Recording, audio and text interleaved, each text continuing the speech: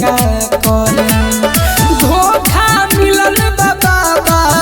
मन करता जाई मरी पहिले से जलावा धरनी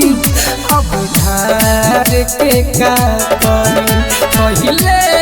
से जलावा धरनी अब ढार के का करे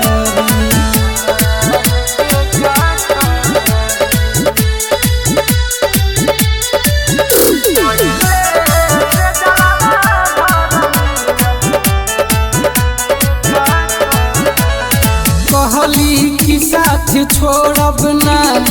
आशा दिली करो जिंदगी अन्हार भइल बा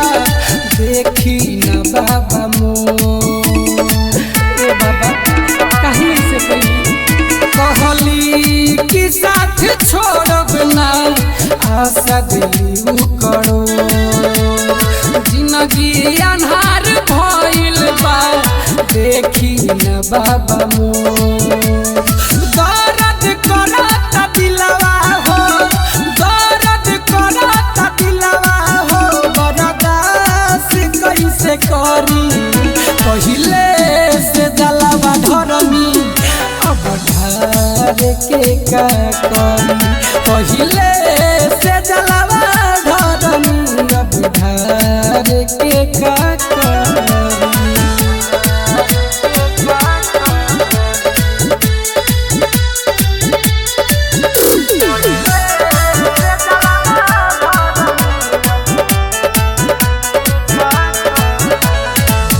कृपा हमारा पर रउआ भोले दानी समझ प्रेमी से कैली हली बेईमानी कैनी न कृपा हमारा पर रउआ भोले दानी समझ प्रेमी से कैली हली बेईमानी राइटर होरिल उजैन के राइटर होरिल चंदन के आदि जिंदगी भपरी